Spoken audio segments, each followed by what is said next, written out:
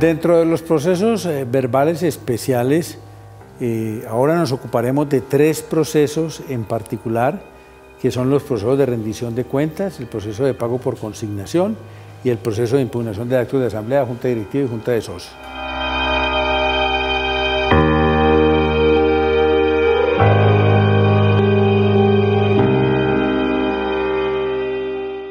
¿Cuáles son los aspectos centrales de estos procesos? En primer lugar, el proceso de rendición de cuentas. El proceso de rendición de cuentas está concebido para que dentro de él una persona que ha hecho una gestión administrativa pueda presentar las cuentas voluntariamente, en cuyo caso ese proceso toma el nombre de rendición espontánea, o para que los destinatarios de una actividad administrativa, de una actuación administrativa, pidan que quien ejerció esa actuación administrativa rinda las cuentas. Ese es un proceso que tiene el nombre de rendición provocada de cuentas. La competencia de juez civil municipal, juez civil de circuito, dependiendo de la cuantía de las cuentas que se están estimando en el respectivo proceso o que se pretenden concretar. Empecemos primero por definir que la competencia desde el punto de vista territorial debe adelantarse en el domicilio donde se hubiese adelantado la gestión administrativa. Hablemos en primer lugar de la rendición provocada de cuentas. En la rendición provocada de cuentas, los destinatarios de las cuentas, quienes no conocen las cuentas, demandan a quien ha realizado la gestión administrativa para que rinda las cuentas. En ese evento, ese demandante debe, a pesar de que no conoce las cuentas, hacer una estimación bajo la gravedad del juramento de cuáles son las cuentas que considera deben rendirse, de qué es lo que a él le deben o lo que él sale a deber. Porque es importante tener en cuenta que la pretensión en este proceso es que se rindan las cuentas, no que las cuentas salgan a favor del demandante. Puede darse el caso de que una persona formule una demanda para que le rindan cuentas y que al rendirle las cuentas resulte un saldo a su cargo. No ha perdido el pleito, porque la pretensión aquí es que se rindan las cuentas, no que las cuentas salgan a favor. En el caso de la rendición provocada de cuentas, el demandante debe hacer una estimación de esas cuentas, que si bien tiene el formato de juramento estimatorio, no está sujeto a las sanciones del artículo 206, por la sencilla razón de que el demandante que hace esa estimación jurada no conoce las cuentas, de manera que aquí no se aplican las sanciones previstas en el artículo 206. Formulada la demanda y admitida con ese requisito que venga con ese juramento, el demandado puede guardar silencio, en cuyo caso el juez, sin convocar una audiencia, dicta un auto con base en el cual aprueba las cuentas que fueron estimadas por el demandante. O el demandado alega que no está obligado a rendir las cuentas, en cuyo caso el tema se debe resolver dentro del proceso y en la sentencia se va a decidir si la persona está obligada o no a rendir las cuentas. Si en la sentencia se declara que sí está obligado a rendir las cuentas, entonces le dan un plazo para que las rinda. Si las rinde, se corre traslado al demandante para que el demandante manifieste si las objeta o no las objeta. Si no las objeta, se aprueban. Si las objeta, se va a adelantar un incidente que va a concluir con la suma establecida. Si vencido el demandado, que dijo que no estaba obligado a rendir cuentas, le dan un plazo para rendir las cuentas y no las rinde, en ese evento entonces se van a aprobar las cuentas que el demandante haya estimado bajo la gravedad del juramento con la demanda. La otra conducta que puede asumir el demandado es que no se oponga a rendir las cuentas, sino que desconozca el monto. Este preciso evento no está reglamentado en el Código General del Proceso. En este evento, entonces, el juez lo que debe hacer es que, como el demandado simplemente ha dicho que está de acuerdo con rendir las cuentas, pero que desconoce el monto, se va a tramitar simplemente un incidente para definir cuál es el monto de esas cuentas. En el caso de la rendición espontánea, es decir, cuando quien presenta la demanda es la persona que hizo la gestión administrativa, como él conoce la gestión administrativa y conoce las cuentas, el requisito de la demanda es que las presente con la demanda. De manera que presentada la demanda, se admite, se corre traslado al demandado, que puede tener las mismas conductas, puede no formular ninguna oposición, en cuyo caso se aprueban las cuentas. O el demandado puede decir que no está obligado a recibir cuentas. En ese evento, entonces, el tema se decide en la sentencia. Y si en la sentencia se decide que sí está obligado a recibir las cuentas, se le corre el traslado de las cuentas y viene todo el trámite de las objeciones a que antes hice mención. O el demandado puede decir que si bien está obligado a recibir las cuentas, no está de acuerdo con el monto. En ese evento se tramita un incidente para definir el monto de esas cuentas. El otro proceso es el de pago por consignación. Este proceso de pago por consignación tiene por objeto permitirle a un deudor de una obligación que es exigible pagar aún contra la voluntad del acreedor. Claro, no siempre, en todos los casos, el deudor que quiera pagar en contra de la voluntad del acreedor tiene que acudir a este proceso. Hay casos en los que el deudor puede pagar sin necesidad de acudir a este proceso, por ejemplo, los cánones de arrendamiento de un contrato de arrendamiento cuando el arrendador no recibe el canon de arrendamiento para provocar que el inquilino incurra en mora, o cuando en el caso del artículo 693 del Código de Comercio, el aceptante de una letra de cambio decide pagar consignando el importe del título en una oficina autorizada para recibir depósitos judiciales. Esos eventos están excluidos del pago por consignación. Entonces, en este evento se trata de un deudor de una prestación que ya es exigible, porque si la prestación no es exigible, el acreedor no está obligado a recibir el pago. Que la obligación sea exigible, se demanda ante el juez civil municipal o juez civil de circuito del domicilio del demandado o del cumplimiento de la prestación y dependiendo de la cuantía, si es menor cuantía o juez civil municipal o juez civil del circuito. Entonces, en la demanda, el demandante tiene que precisar la oferta. ¿Cuál es la oferta? No se olvide que en este caso el que está demandando es el deudor. Luego, él al presentar la demanda tiene que precisar la prestación que pretende pagar. ¿En qué consiste esa prestación? Los elementos completos de esa prestación, para que el demandado manifieste si se opone o no se opone.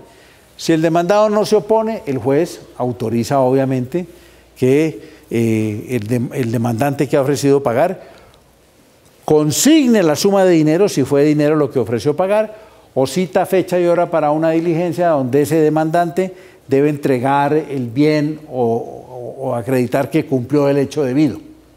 Si esa persona no consigna o no concurre la diligencia, entonces se declarará fallida la oferta con todas las consecuencias para ese deudor de quedar incurso en mora.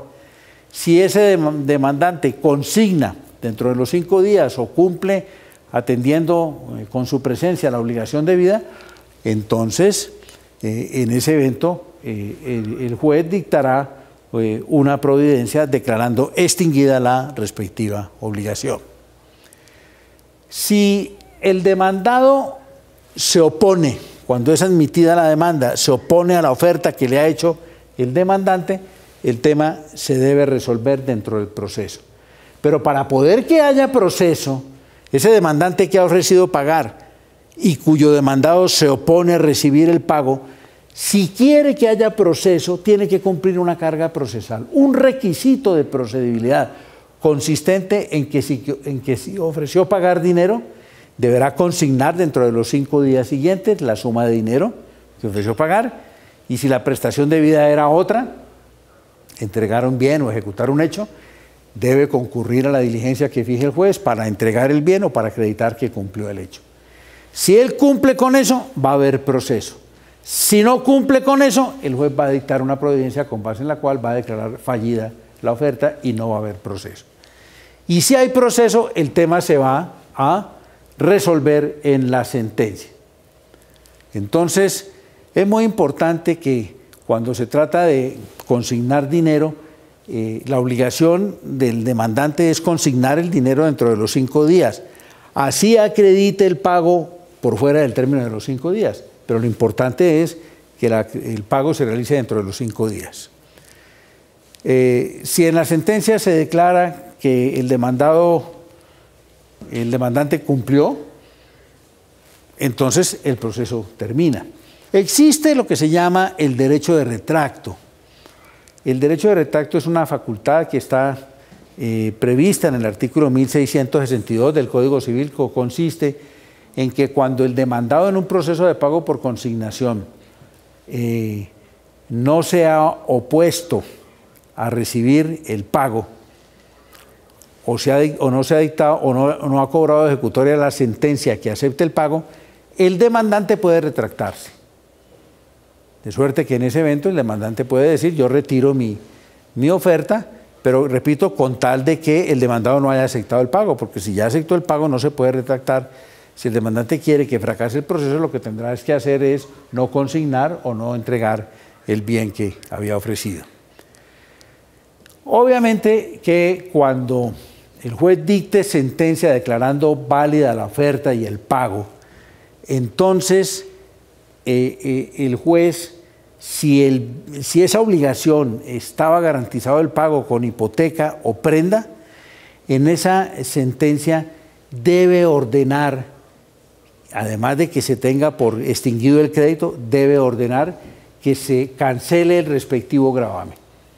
Si el crédito que se paga estaba garantizado con hipoteca, entonces el juez, además de declarar que se pagó la obligación, lo que debe decir es que se levanta la hipoteca por haberse cancelado la respectiva acreencia. El otro proceso especial es el que tiene que ver con la impugnación de actos o decisiones de asamblea de accionistas y de juntas directivas. Este es un proceso trascendental en la vida económica de los negocios. ¿Cuáles son los aspectos estructurales de este proceso?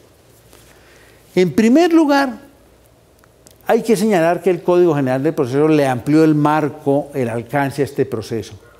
Antes solamente se podían demandar actos que emanaran de sociedades civiles o comerciales, expedidos por una asamblea, por una junta de socios o por una junta directiva. Hoy, en vigencia del Código General del Proceso, se puede demandar cualquier acto emanado de una sociedad o de una persona jurídica de derecho privado. Llámese fundación, corporación, asociación, sociedad civil, sociedad comercial. El proceso lo que busca es que se anule ese acto expedido por una persona jurídica de derecho privado. Cuando se trata de un acto expedido por una persona jurídica de derecho público, el camino no es este, sino el proceso de nulidad simple o de nulidad y restablecimiento del derecho según el evento. Hay que tener en cuenta que cuando una persona se encuentra en el trance de formular este tipo de demanda, entonces puede previamente acudir al proceso judicial, controvertir el acto del registro mercantil con base en el cual se inscribe el acto.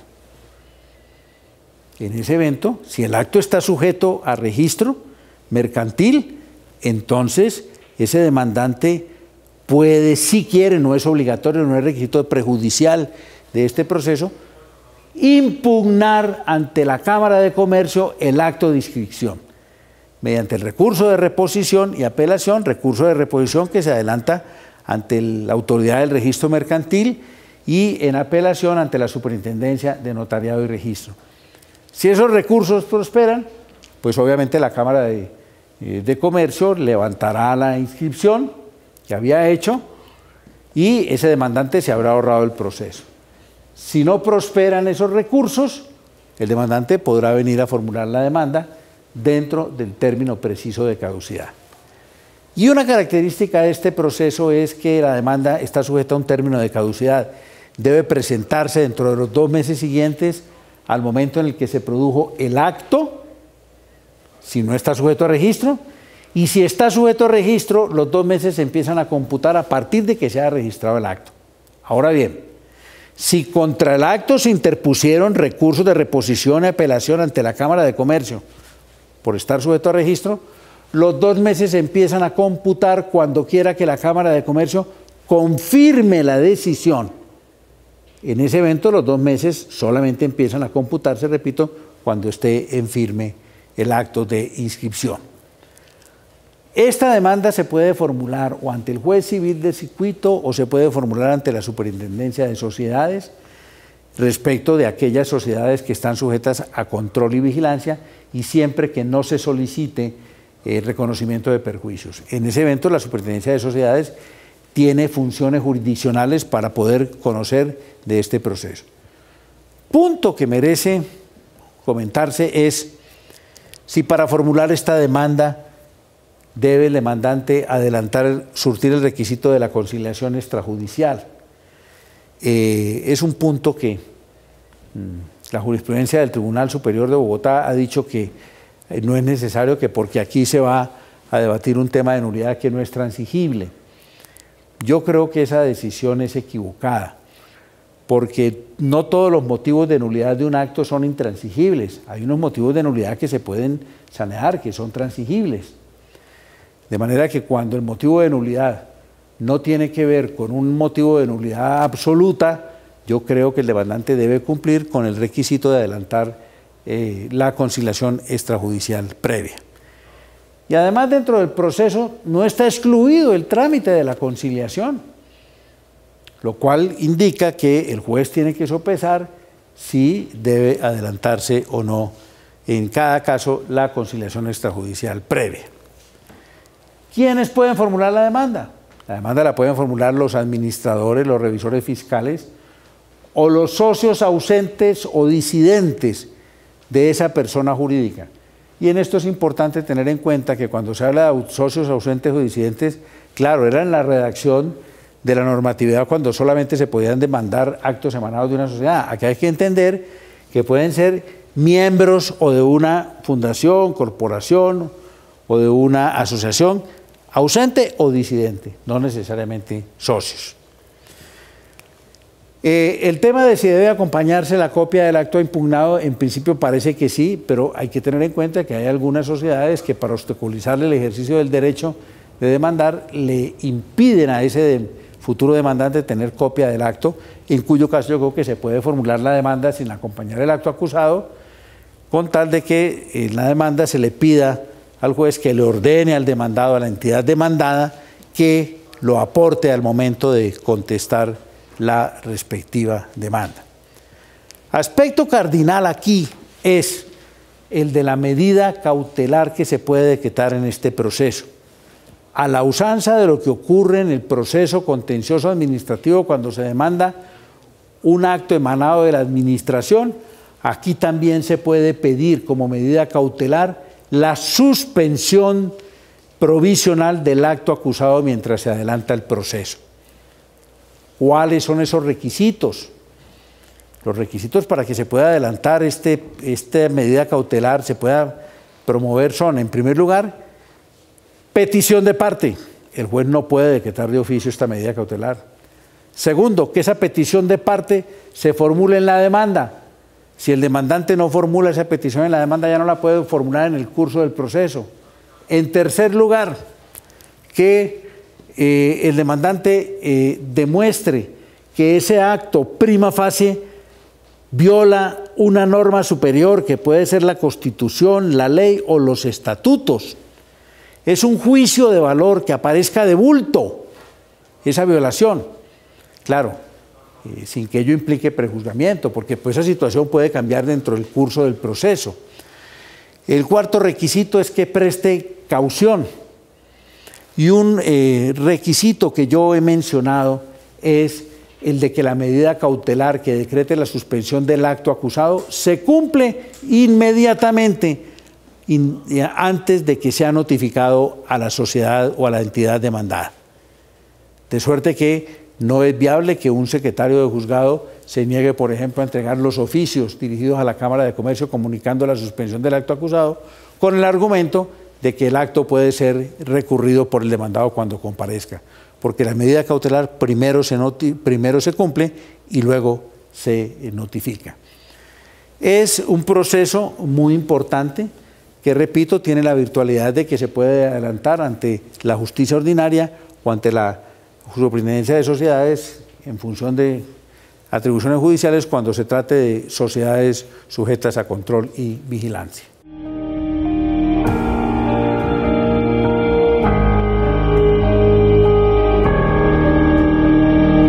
A veces lo que no está planeado y lo que se deja un poco ad libitum y a la improvisación resulta mejor que lo que ha sido planeado. Eso ocurre también, digamos, en el campo del derecho.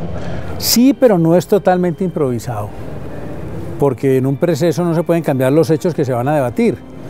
Puede surgir alguna situación, que algún testigo dijo algo que no se estaba contando con eso, o que en una determinada audiencia salió un papel con el que no se contaba, y entonces allí hay que improvisar, pero sobre la base de que todo eso juega un rol dentro de un conjunto, de un universo de hechos.